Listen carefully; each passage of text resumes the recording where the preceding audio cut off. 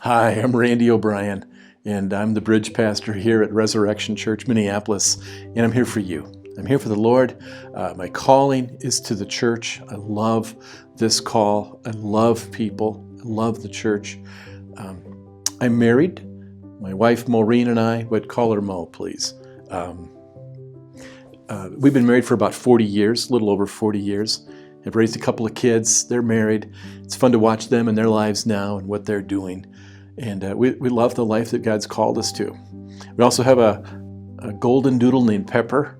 Hopefully you'll have a chance to meet Pepper. I'll bring a photograph, or maybe on Bring Your Dog to Church Day.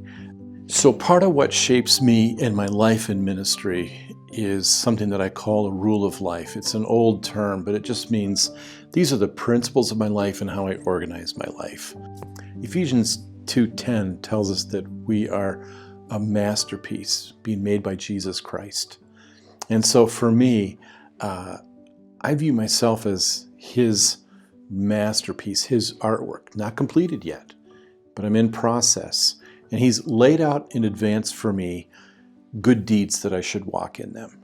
It's important to me that I seek to follow Jesus Christ and to be open to His leading. I think that's part of what has drawn me into interim ministry, is that if I make myself available, the Lord knows where to send me. So I've been in ministry in and around the Twin Cities for about 35 years, maybe more. I'm not a counter, so I don't know. But I have a lot of experience in churches in this area. I've been a church planter. I've been a pastor on staff. I've been an executive pastor of ministry.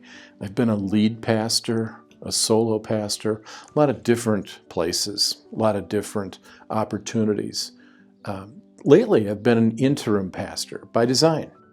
My hopes for Resurrection Church Minneapolis is for us to become the best at what God has called us to be and to become. And I think there's some great questions to ask right now. During a crisis, we can be focused on other things and our attention is drawn away. But what I hope to do is to bring some healing. We've had some people who are grieving and wondering what's happening and what's happening next and what does that look like. I'm here to help our boards.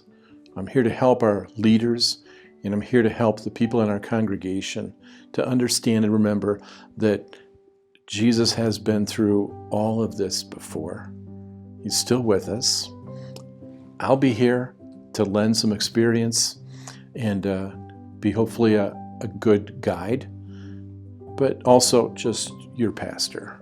I hope to be here to be your pastor.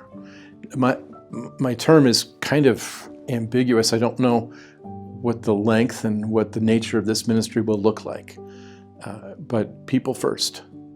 And I want to love you, find out who you are, what are your hopes for this church, where have your hurts been? We need to acknowledge those, but as well find ways to get beyond those hurts and back into the mission and passion of our church.